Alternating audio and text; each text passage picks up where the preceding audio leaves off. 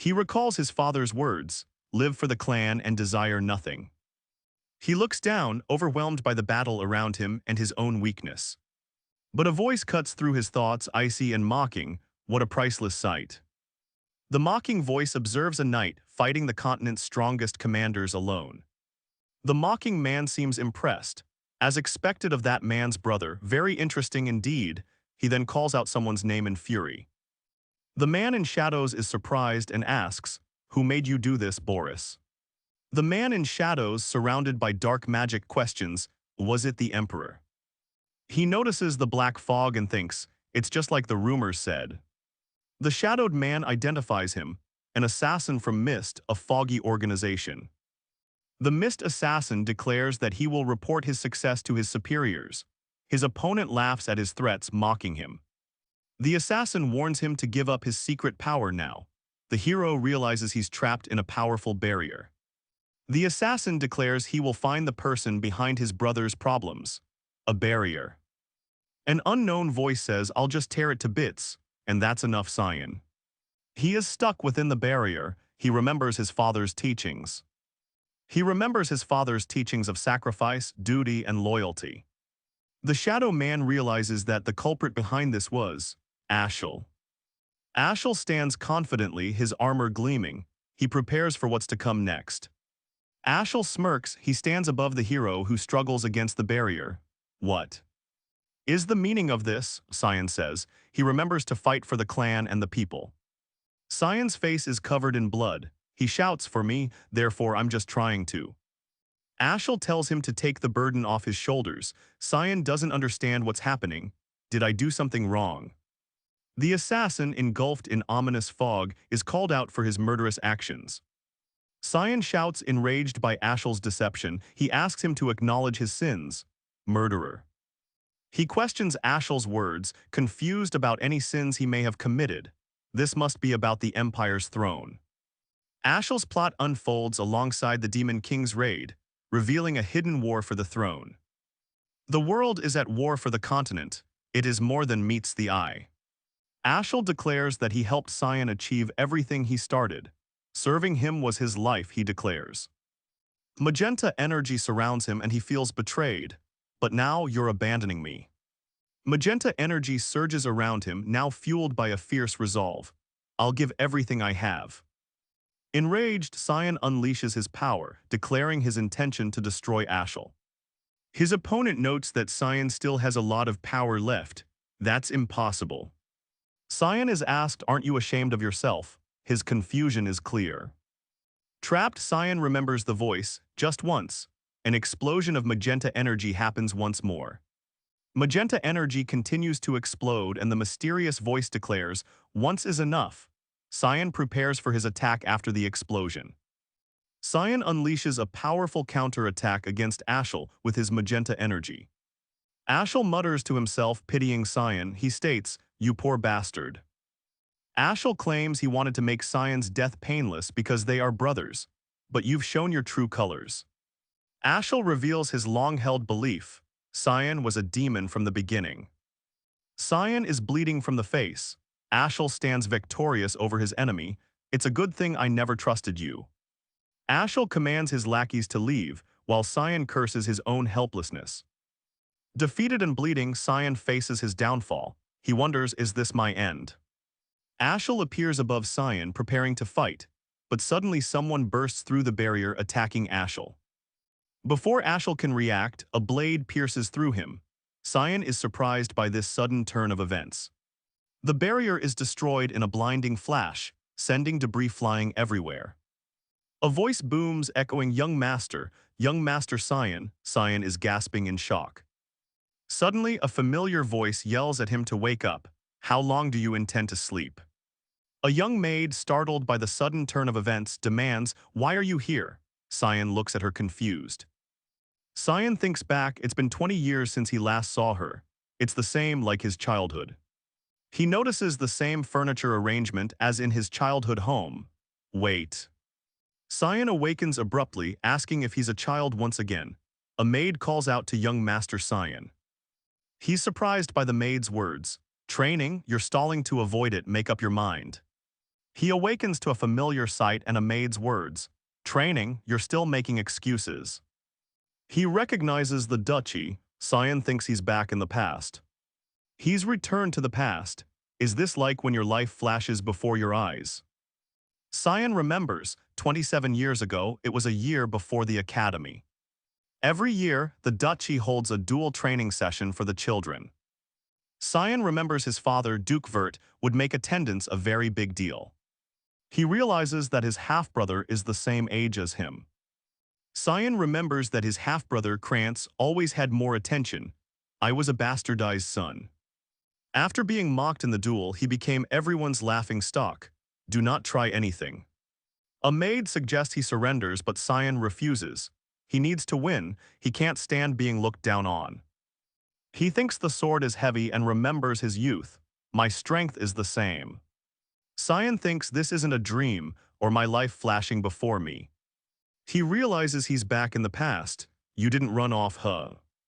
Cyan stands and looks at the crowd, thinking it is just like before. Duke Vert announces, let's begin. Krantz aggressively lunges forward. Where are you looking, you idiot? A mysterious, mocking voice asks, is he a snail? He looks forward. Cyan gasps in surprise as his half-brother Krantz is sent flying. A sword scrapes against the floor. Krantz mocks Cyan for dodging, labeling him a coward as they fight. Cyan dodges again. Krantz knocks Cyan down. He smirks at Cyan's struggling face, enjoying his pain. Krantz lies on the floor, defeated and humiliated. He yells his own name in disbelief. Krantz is ready to end the fight, imagining his victory. Now if I put my sword to his throat. He grips his sword, recognizing that this is not enough to change anything in his life. Driven by intense anger, he thinks that he needs to dominate Krantz. He declares that in this life he will pave a path of his own. He wakes up gasping for air. He's overwhelmed by what happened to him. Cyan thinks to himself that his victory was impressive. He sees the high-class knight Yulkin. He smirks, sensing the Duchess is concerned about Krantz's well-being after his devastating loss. He can feel her incoming request. Margaret, Krantz's mother, confronts Cyan. You have the audacity to ask after beating your brother. He contemplates killing her but refuses to do so. His eyes glow ominously. Margaret warns Cyan that she and Krantz will also be attending the academy. Cyan coolly asks what her point is. Cyan's eyes glow red as he says Margaret isn't worried about Krantz. Margaret is furious, calling Cyan a vulgar piece of shit. She raises her hand to strike him. Before Margaret strikes, Yulkin intervenes, apologizing to her. He explains the Duke urgently requests Cyan's presence. Delaying is no longer an option. Yulkin tells Margaret we'll get going now. Margaret looks back silently, seemingly displeased with his interruption. Cyan clenches his fist, knowing the Duke's orders are absolute. Yulkin thinks he will protect Cyan as ordered. A voice says, come in. Cyan approaches the Duke, who is standing near his large desk. Cyan greets his father, Duke Willius Vert. The Duke notes it has been 15 years since they met face to face. Duke Willius Vert is known throughout the Ushif Empire. He is guardian of the continent. This hero stopped the demon invasion for a long time with his wisdom. Duke Vert always wanted peace. Cyan remembers a man of great free will, not a guardian. Cyan remembers to decide on living his whole life serving others, a stupid man. Duke Vert says Cyan can see through his swords. Cyan seems confused. A vision shows him facing down Krantz's blade during a duel. The Duke recalls Cyan's recent duel, and you turned your body to dodge it. Cyan's father thinks, as always, he's sharp. Cyan responds, practicing swordsmanship every night by himself. Cyan responds, I didn't really want to catch others' attention. Duke Vert questions if what Cyan did was unnecessary. Cyan thinks his intention is obvious. Cyan wonders if his father tests him. He then answers, stating he wants to prove himself. Cyan states that he believes he is better than Krantz, despite their shared blood. The Duke praises Cyan's level-headedness. Duke Vert smirks, admitting he's surprised by Cyan's hidden talent. He'll aid Ashel. Cyan is shocked by his father's request. He thinks, why would I become Ashel's helper? Duke Vert smiles, thinking to himself, he's still as obsessed with Ashel as ever. Duke Vert clasps his fist. It's not exactly a trophy, but I will reward you. Cyan smirks darkly, resolving to destroy everything Ashel has worked for if he must. Margaret explodes, questioning Cyan's intentions. Cyan calmly confirms he wants to enter the battlefront, but nothing is certain. A girl screams, surrounded by demonic creatures questioning his intentions. It's swarming. Velia's, the western feud of the Ushif Empire, is the only battlefront on the continent. The Lemia Valley has demons. His father, who stubbornly opposed it, gave him a condition to prove his worth. Cyan realizes he doesn't know how his father will judge him. He vows to become strong in the coming month. He notes he's still weaker. Cyan thinks, at least I'm lucky enough to have the same combat sense. Cyan feels the little amount of magic within him. He resolves to train today. Someone is screaming Cyan's name. Back at the mansion, a servant and maid stand by, hearing the Duke say, "Eh." Margaret looks on, concerned. Someone calls out, "Alice." Someone else is being choked and questioned. "How have you been, Miss Alice?" Alice is choking someone. He cries out in pain and asks Alice to stop. Margaret declares, "It looks like defeating Krantz got to your head." She insists Cyan joins her on the rooftop. Cyan is at the academy. He looks at the tall building quietly. Training awaits. A figure states they start when the swords are drawn. Survive for 3 minutes to go to the battlefront. Cyan looks concerned. He asks, "Do you really have to go this far, Alice?" Alice is stern, not hearing any of it. Alice asks if Cyan is after the family title. She insists he draw his sword. Cyan thinks to himself that he is tired. It has not even been half a day since his duel with Krantz. Cyan is confused, asking, "Huh?" Alice strikes quickly and ferociously, kicking Cyan away with tremendous force. The onlookers are shocked that Cyan blocked Alice's strike. They note Cyan is much younger. Alice swings down. Her rapier is incredibly fast and light. Cyan is in trouble. Alice sees Cyan parried her attack. She wonders if he was just lucky this time. She then praises him. Cyan exclaims, "Hey, Alice," as Alice attacks him with incredible speed and power. Alice launches a powerful attack with her rapier, intent on overwhelming Cyan. Margaret manages to stab Cyan through the shoulder. "Damn it," Cyan yells in frustration. Cyan grits his teeth as Margaret kicks him away through the academy's training grounds. She jumps away using magic. "That could have been bad had I not twisted my sword." Midway through the fight, Cyan realizes he almost killed Margaret. He remembers Miss Swordsmanship's deadly nature. Cyan's breathing becomes heavy. How much time is left? He focuses, reinforcing the sword with mana. Margaret huffs, "Earth, wind, come to me and act as my sword." Cyan is shocked. "Sixth star magic," she exhales. Margaret summons her aqua blade. Cyan panics, thinking, "Is she trying to kill me? I thought this was a test." Margaret, eyes glowing with power, is determined to win. "It's over. I can just tell by the look in her eyes." Cyan grits his teeth. "I'll just have to trust that this will work." Cyan calls upon a hidden power, hoping it will protect him from Margaret's attack. "Please come out." Margaret's aqua blade descends. Just before impact, Cyan screams, "Eulken." Suddenly a voice booms, "Stop." As a blinding light erupts between them, the voice seemed familiar. Duke Willius Vert watches the scene unfold with a shocked expression. "Miss Alice." Yulkin appears, criticizing Margaret for being too harsh. Cyan smiles, thinking, "I was wondering when he'd show up." Margaret gasps, regaining control after being stopped by Yulkin. She says, "Sorry, Cyan, I must have lost my mind for a second." Margaret sobs, "I just wanted to stop you from going to the battlefield." Margaret was the top student at the Royal Academy, a true God's child. Margaret was rigorously trained in swordsmanship from a young age.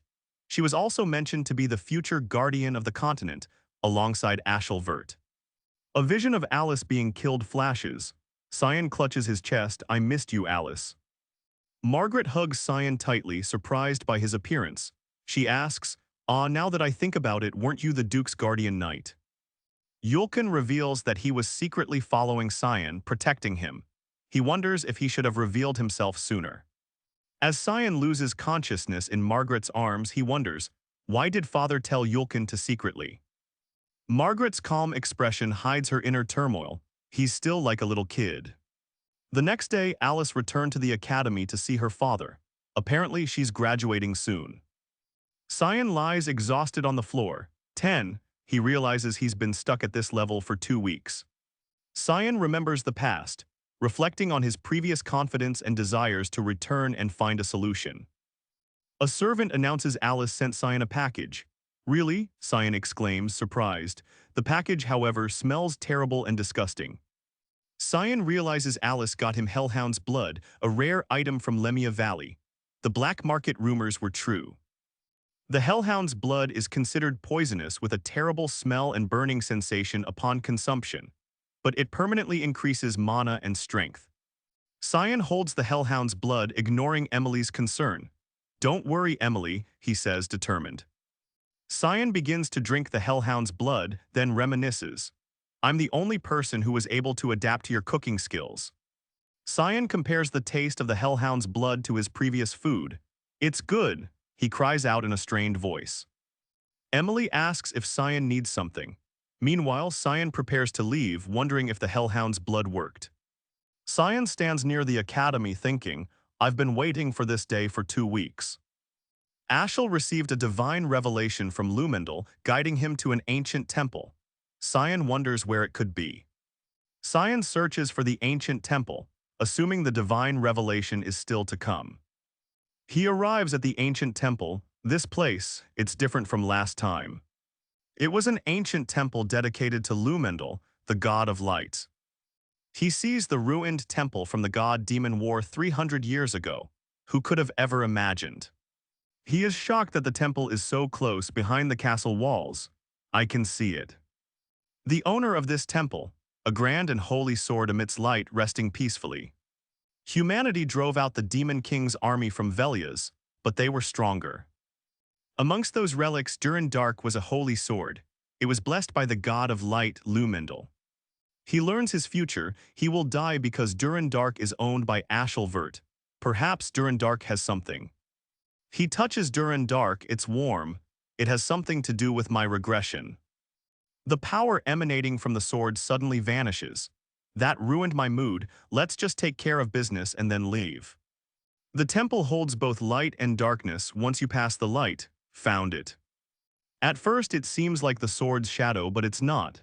It's something far different. Where there is light, there must be darkness too.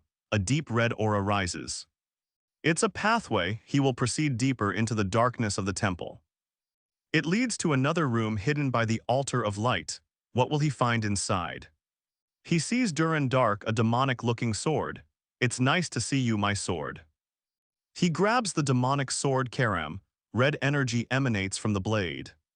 With a sinister grin, he says, "Good morning, Karam," as he wields the sword.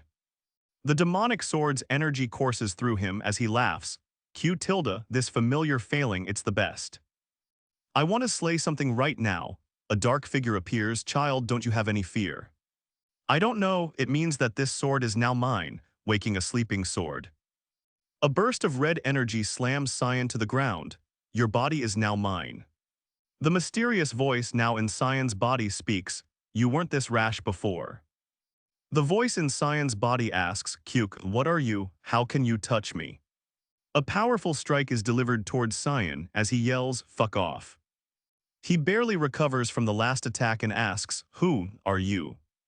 A dark presence looms, questioning, "Are you the successor? Why do I feel Eru's aura from you?" Cyan proclaims, "Right, I'm the successor of Eru." A menacing smile spreads across his face. "Your master's back, bow down." The man replies, "You're just a kid, I can't accept this," as he attacks. He realizes words are useless against this force. The demonic sword wants to take over the body. Another force speaks through him. "I have no choice, I'll go a bit easy." Red energy courses around him. A title card appears, Demonic Sword Control. "I'll say this just once." Cyan's words hint at a dangerous resolve. The possessed Cyan retorts, "Why don't you accept me as your owner?" "How about now?" the mysterious voice says. "I'll accept, human." The voice calls him Master. Now that he's accepted the sword, he has taken on more than he realizes. "I've done what I wanted to do." The mysterious voice seems happy to be back. The voice exclaims, "Fresh air, it's so refreshing." It seems to be happy to be out. Hey master, what's your name? Cyan replies. Cyan Vert, the voice is surprised. Eru really chose a kid like you. Yeah, in my past life, Cyan reveals a secret. I died once before. The demonic sword is shocked. Past life, what the hell are you talking about?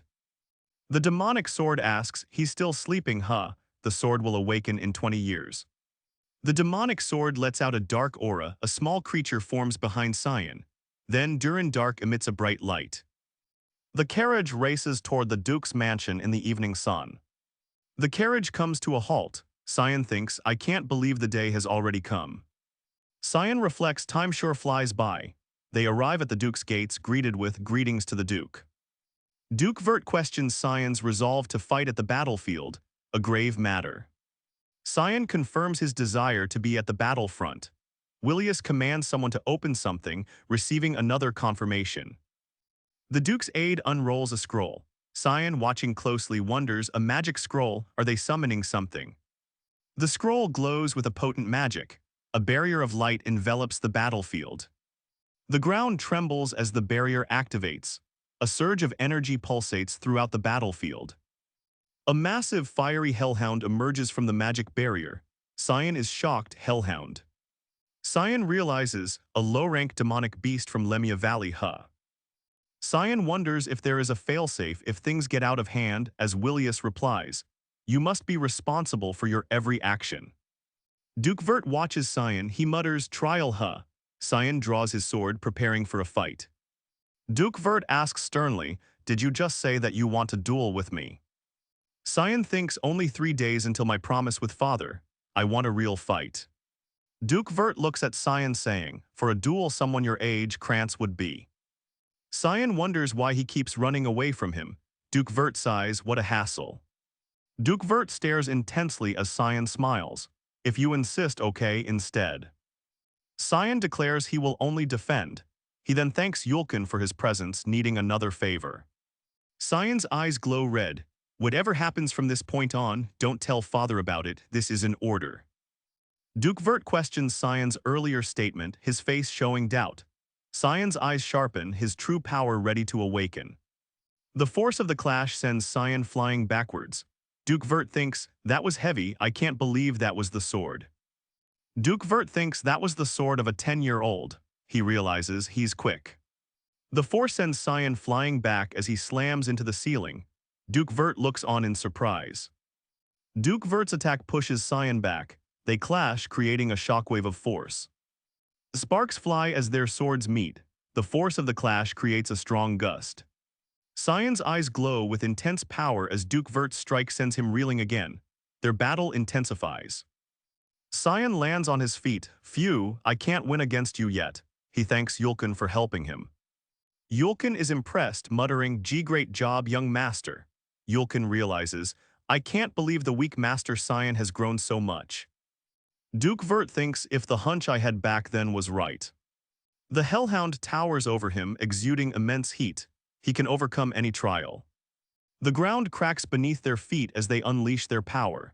Cyan declares, here it comes, ready to face. The Hellhound lunges, its fangs bared. Cyan is ready for the trial ahead, his eyes gleaming with newfound determination. Cyan is sent flying backwards by the force of the Duke's powerful attack. Cyan realizes he must end the fight swiftly. I'm going to kill it off with this attack. The clash of Cyan and the Hellhound creates a monstrous shockwave.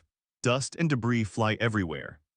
The Hellhound's teeth grind as Cyan flies from the shockwave. Yulkin and the other knights look on in disbelief. Duke Vert watches as Cyan defeats the Hellhound with a single blow. It feels like a waste. Cyan wipes the blood from his blade, thinking about its volume. Others remark, impressive, Cyan. With the Hellhound defeated, Duke Vert declares, then I'll see you at the battlefront. From afar, Duke Vert acknowledges Cyan, thank you, father. Cyan seems possessed and hears a voice saying, master. Cyan wonders why Karam would ask him that. Karam screams that it needs blood to gain strength. The demonic sword Karam begs for blood. It tells Cyan, please just let me have one gulp. Cyan replies, don't you worry. Cyan, eyes glowing red, smirks, because soon I'm going to use you to my heart's content, look forward to it. A terrifying ogre appeared from the northwest. The situation is dire. The knights prepare for a brutal onslaught. Set up a defense. They yell, leave none alive, start restraint of salvation. The knights cast a barrier to defend from the ogre's raging attack. The ogre's attack devastates the barrier. Can the knights withstand the ogre's furious onslaught? The knights' blades clash against the ogre's thick skin. A shower of sparks and fury erupts on the battlefield. The ogre roars, its power shaking the very ground beneath the knights. The ogres are too strong, knights fall. Back at the village, a little girl cries for her mother. A child cries, worried about Cyan's safety. Cyan stares at a familiar, nostalgic battlefield. A soldier asks, how does it feel to be in the front lines, Cyan? Cyan responds, I'm a bit nervous. The knight lectures, as you can see, you will never know when you'll die, don't let your guard down. Cyan nods, okay, father. Battles like these are common on the front lines, 3 to 4 a day. A knight effortlessly smites an enemy. Meanwhile, back at the camp, a new operation is brewing. Cyan notes his assigned tent is in the rear. It's the safest place thanks to disciplined guards. Cyan thinks to himself, I won't even have a chance to feed Karam. He spots Emily and asks what she's doing. Another soldier cries out, didn't the Duke tell us, we will die here? The demonic sword yells, when you can't even do anything without me. Alice angrily questions, with monsters everywhere, who would take care of you, young master? Cyan asks Emily about the cape he requested. An idea sparks, should he just chase her away? Cyan's eyes glint with anger, he wonders, is this how she treats her master? Cyan gazes at a doll before looking at the room, questioning, this should be enough, right? Emily asks if Cyan plans to exercise even in their current camp. He replies, yeah, did I wake you up? The Duke would be proud. Alice says, I'll get going, so please take care of things as usual. The hooded figure stands amidst the battlefield. Moving around freely will be difficult. An ominous presence descends upon the battlefield. Thick Fog's third move, Fog's Descent. Hellhounds surround the battlefield. Cyan smirks, realizing it's the perfect place to unleash the demonic sword Karam. The demonic sword questions, isn't that right, Karam, whom with a strong scent of blood? With Karam in hand, the demonic sword eagerly anticipates the coming battle. A hellhound roars, ready to fight. The demonic sword's power overflows as if answering Cyan's call. We'll do as you please. Cyan unleashes the power of Fog Sword, rushing fog storm upon the hellhounds. Cyan slashes at the hellhounds with a red energy from the demonic sword. The demonic sword strikes at a hellhound. The hooded figure drinks a mysterious concoction. Cyan exclaims this is the stuff, feeling refreshed from the battle. He must keep training. The demonic sword asks how long till they get stronger. Cyan grins, don't worry, the night is young. The hooded figure holds a dagger, excited to unleash its dark power. An envoy of carriages and guards travel down a dark mountain pass. Inside, a cloaked figure watches Margaret through the carriage window. Margaret asks to turn back. I told you not to treat me like a child. Margaret firmly states, I really will get mad if you mention this again. She remembers something important. Word spreads about the youngest Vert son on the front lines around their age. He volunteered himself. The Duke urged them to get along, but Margaret scoffs. Forget it, I'm going to sleep. Cyan nods, understood, princess. Cyan hears someone approach and prepares to receive his visitor, remaining calm. The regressed son of a Duke is an assassin. Episode 7 begins. A monstrous bird screeches loudly, sending feathers flying everywhere. Yulkin shouts, check if anyone's been injured. Yulkin orders his knights to head back and congratulates them for the work. Yes, sir, the knights obey. Yulkin thinks about the recent events. A monster lies dead at his feet. Cyan wipes the sweat from his brow after the battle. Someone asks, how are you adjusting to life on the front lines? Cyan tells his father that he learns something new every day. Duke Vert replies he thought Cyan would want to hurry back. Duke Vert says he is very proud of Cyan. Cyan is shocked to hear this. Duke Vert tells Cyan to come to his tent early in the morning. Chapter 7 begins, Lemia Valley 2. The journey continues into dangerous territory. The ground shakes violently as a powerful force erupts outwards. The ground explodes as Cyan reacts with a ching. He identifies the new threat, a death worm. Cyan notes that death worms shouldn't be appearing so early. Karam offers to take over, sensing Cyan's struggle. The death worm regenerates quickly. Attacks are futile at this rate. Cyan grits his teeth, remembering that it's only been a month in Lemia. A monster lies defeated, but Karam thinks, I've drunk the blood of countless demonic beasts, but I feel that still wasn't enough. Cyan has no other choice. He will play along with Karam's plans. Let's go wild. A surge of dark energy explodes from Karam as he shouts, I'll rip your thick skin. The demonic sword laughs maniacally as he screams, to pieces. Cyan unleashes his special attack. Fog Sword, 8 fluttering petals, a dark aura surrounds him. The petals scatter as the Fog Sword technique cuts through the air with immense power. The Fog Sword connects with its target. The death worm screeches in agony as the petals tear into its flesh. A massive explosion engulfs Cyan, the crimson energy of Karam surrounding him. The knight observes the monster. It hasn't been long since it was killed. The knights are commanded to inspect the area and burn the death worm's corpse. Cyan has a strange feeling, a sense of déjà vu. A knight tells him to look at something important. The knight is shocked by the sheer devastation. Who could have slain a death worm like this? Cyan looks grim. Could it have been that organization? Manifestation. Cyan lets Karam take over so she can use her true powers. Karam's maniacal smile fades. Cyan thinks, which is why me using her to take down just one monster is insane. Cyan sits up in bed, body aching. It's a good thing I drank that blood. I get it now. Karam's voice echoes in Cyan's mind, remarking on his youthful appearance, but notes that his skill betrays his facade. You know the entire geography. Karam comments on Cyan's abilities, noting his familiarity with the mist's techniques. You've already died once, no. Karam confirms his suspicions. I'm certain now you're a regressor, right? Karam questions Cyan's understanding. How is it obvious when you haven't explained sh*t? Cyan says, I'm too lazy. Karam continues, revealing to Cyan that he died by Duran Dark, either in a duel or betrayed. And I feel it was definitely the latter. Karam tells Cyan his goal must be revenge. He warns him to keep it in mind. The demonic sword, Karam threatens to devour Cyan. I'm going to swallow you up. Cyan sits up annoyed, know your place. Cyan recalls a past life as he sees Karam manifesting behind him. She hasn't changed at all. The knights feel an ominous presence. A knight asks what's happening. Another notes it seems a bit chaotic today. Emily wakes Cyan, telling him a high-level monster's corpse was found near the valley entrance. Cyan asks if something happened. Cyan wonders if the knight is speaking of the death worm. She confirms it's been a while since a sighting. Emily's eyes widen, questioning, pardon. Cyan looks at Emily shocked and asks, was there any talk of anything else?